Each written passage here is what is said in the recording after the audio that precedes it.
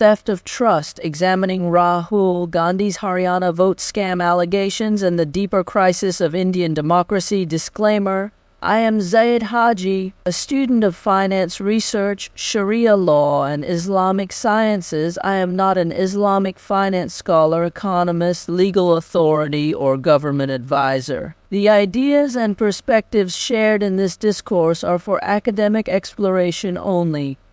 They draw on publicly available information and are designed to ignite reflection and critical thinking. Nothing here should be taken as targeted criticism of any government, institution, or policy, and nothing constitutes financial advice, legal guidance, or religious or policy recommendation. My purpose is to spark deeper discussion, not to issue directives or accusations. Most of the information discussed here stems from the public YouTube episodes. Sarkar Chori, Rahul Gandhi targets EC again, alleges Haryana elections stolen, the Deshbak channel, and Vote Chori, the Haryana files Rahul Gandhi. My role is to explore, not defend, any specific claim. This is an inquiry, not a verdict. Stay with me till the end. What I'm about to reveal could change how you see our democracy forever. We were brought up to believe that our vote is a sacred instrument, that every ballot counts, and the sum total becomes the will of the people. In our minds, this is the birthright of every Indian citizen. The premise that the process is fair, transparent, and immune to theft. But what if that bedrock is cracking?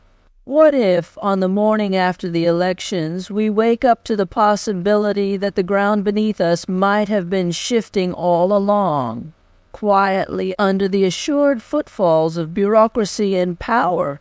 Rahul Gandhi is not the first to raise his voice about electoral fraud, but his latest disclosures, articulated with what he claims is ironclad, document-backed proof, bring a new dimension of urgency. This is not politics as usual. This, he argues, is a matter of survival for democracy itself. He calls it an industrialized scam, no longer a series of local errors, but a coordinated assault on the very act of voting. In Haryana, where the allegation has found its most damning case study, Gandhi's team alleges that 2,500,000 25 lakh votes were compromised out of a total electorate of around 20 million, 2 crore. The numbers are staggering. This means that 1 in 8 votes was potentially fake, duplicated, or otherwise invalid. And with the final margin between victory and defeat for Congress being a mere 22,000 votes, the scale's on seismic significance. Don't miss the closing insights. They hold the key to understanding why this matters to you and to all of us. The anatomy of a scam, names, numbers, and a Brazilian model. Let us pause on this number, 2,500,000. This is not a rounding error. Gandhi breaks it down with specificity. 521,000, 5,21,000 duplicate voter entries. Voters who appear more than once, sometimes dozens or hundreds of times, often under slightly altered details. 93,174 invalid addresses. Voters whose listed houses either do not exist, do not correspond to real traceable locations, or are so generic as to be unverifiable. 1,926,000, 19,26,000 bulk voters, large batches of voter registrations clustered in implausible concentrations, such as a single address housing hundreds of listed voters. But these dry figures are given life and shock value by the anecdote that has come to symbolize the scandal. Gandhi's team discovered the image of a Brazilian model lifted from commercial stock photography websites, appearing at least 22 times in 10 polling booths under different Indian names: Seema, Sweetie, Sui Saraswati, Rashmi, Vilma, and several more. In some booths, identical images were used for as many as 233 entries.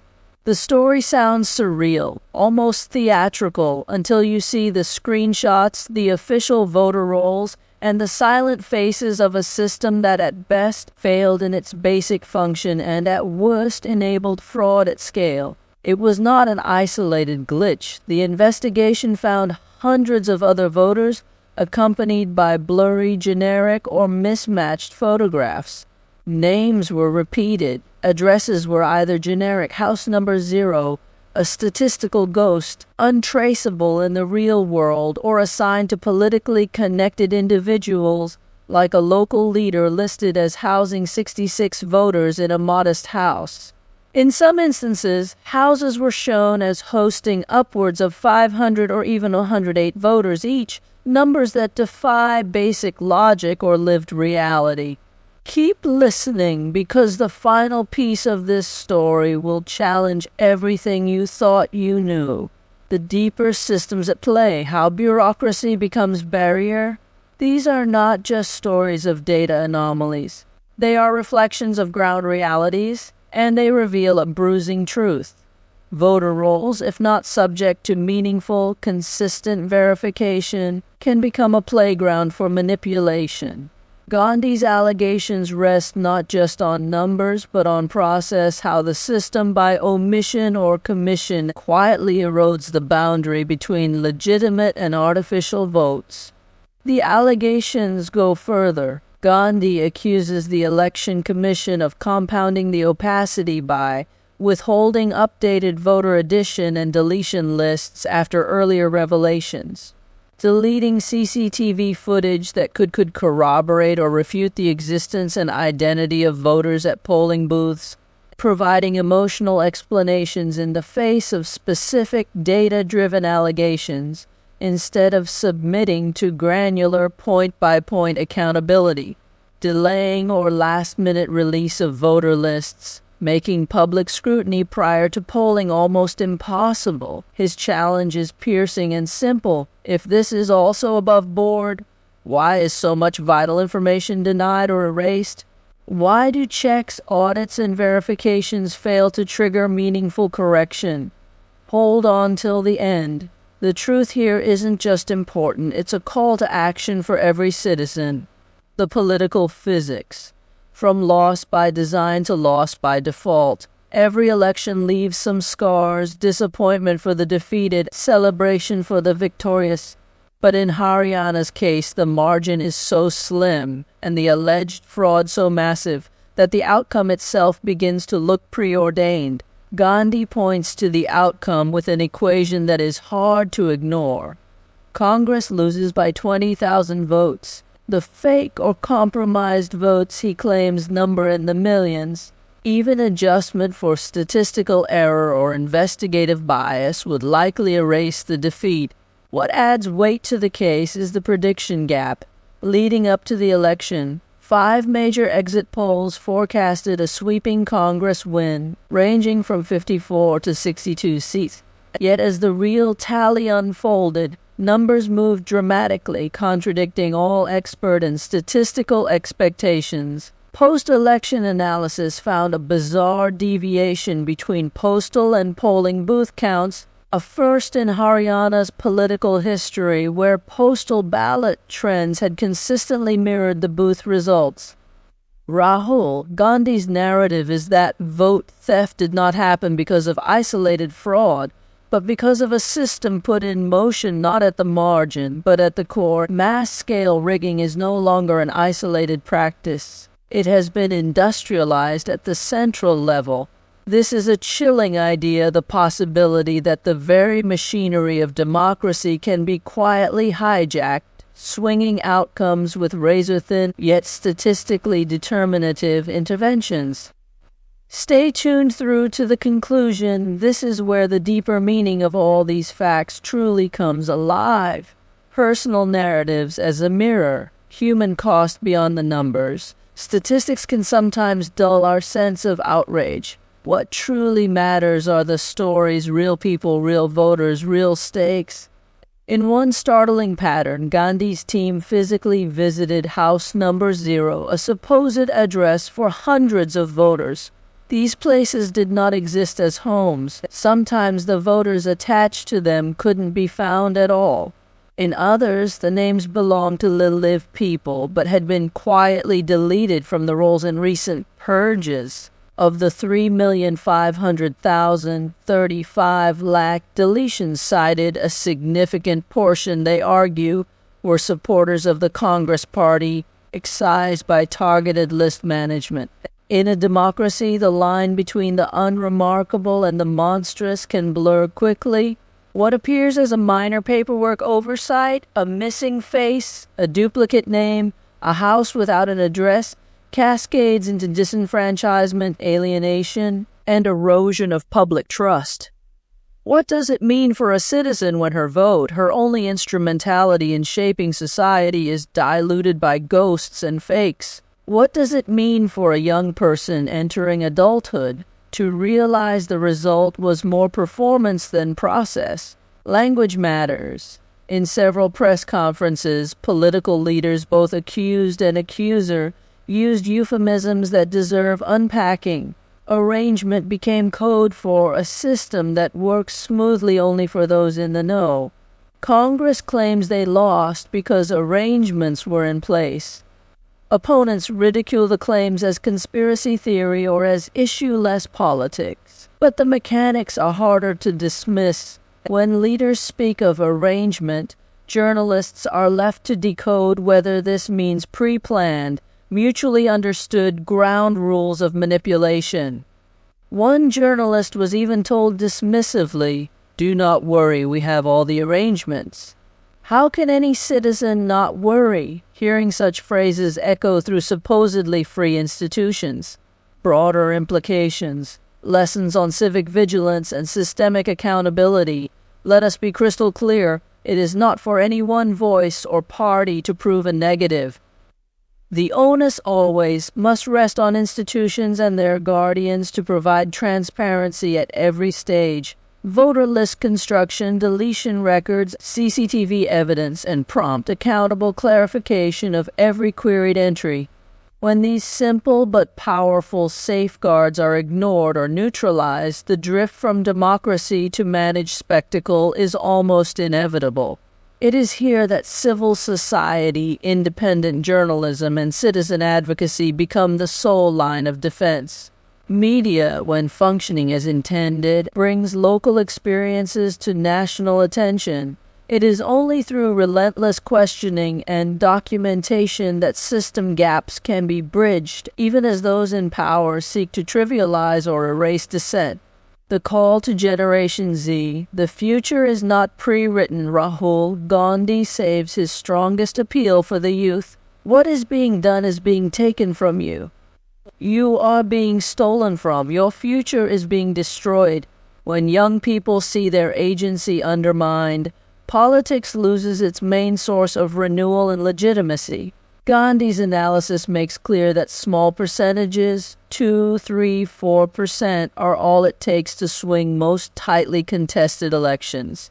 The appeal is not for rage, but for persistent, peace-driven activism. Gandhi implores India's youth, take up the issue through satya, truth, and ahimsa, nonviolence. Do not surrender to cynicism and do not allow attention to fade. This is not a message about one election, but every future election. If voters stop caring and stop checking, the arrangements become permanent. Practical solutions. What would real transparency look like? What is to be done? There is no magic wand, but several tangible steps would transform blurred lines into clear daylight. Mandate open, publicly verifiable digital voter rolls with third-party oversight from trusted academic and civil organizations. Strict third-party reviewed procedures for every voter addition and deletion with full trail and timely notification to every impacted voter.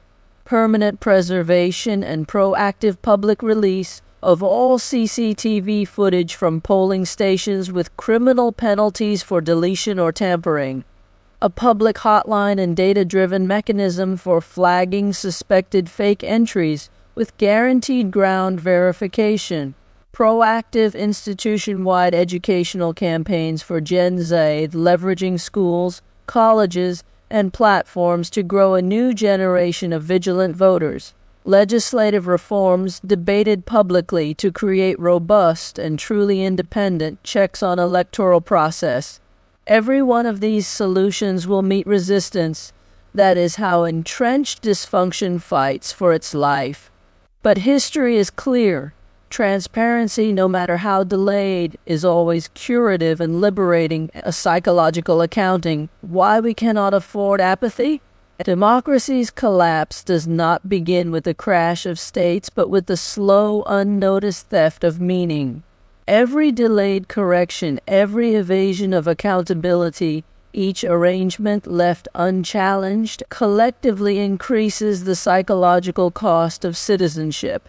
We become bystanders to our own marginalization. This is why stories, especially those adorned with hard numbers, haunting images, and emboldened truth-telling, matter. Stories are memory's currency. A Brazilian model's image repeated randomly in our policing and bureaucracy is not merely a data science failure, but an invitation to feel, reflect, and demand the return of dignity to public life. We stand at the crossroads not just as voters, but as arbiters of legitimacy. It falls on you and I, students, parents, professionals, and visionaries, to challenge the drift toward resignation and reclaim the idea that citizenship is not a formality, but an active, living struggle for equity. Do not let the size of the problem defeat you. History's pendulum always swings, sometimes slowly, but with inexorable force, towards justice when enough people care to resist. If our votes are being stolen, our voices must be louder, not quieter. The road ahead, we did not inherit democracy as a static set of rules. We inherited a challenge, a mission, and an invitation to dig deeper than the surface. Rahul Gandhi's Haryana alarm bells are not just about numbers, they are a warning, a lesson, and a dare. If 1 in 8 votes can disappear unchecked, nothing stands between us and managed democracy but our questions and resolve. May we be tireless in pursuit, honest in doubt, and courageous in action. Let the lesson from Haryana be a turning point, not for division, but for renewed commitment to the values engraved in our soul. The power and the responsibility are ours. What would it mean if every assumption you made about the sanctity of your vote was wrong? Imagine that the system you trust to express your will was compromised by ghosts and shadows you could never see. Do not surrender to resignation. Question what is given and demand what is right. It is not enough to listen. The true test is how fiercely we act for a future where every vote, every voice, and every story counts. As we close this discussion, remember that democracy thrives on transparency, accountability, and your unwavering engagement. The allegations uncovered in Haryana serve as a stark reminder. Our vote is not just a mark on a ballot, but the lifeblood of the nation's future. Whether these claims lead to reform or fade into the background, the responsibility to question, to demand clarity, and to hold institutions accountable rests with each of us. Our vigilance is the best defense against erosion of trust, and our voice the most powerful tool to reclaim integrity. Let this be a call not to despair, but to action, reflection, and hope for a democracy that truly belongs to all of us.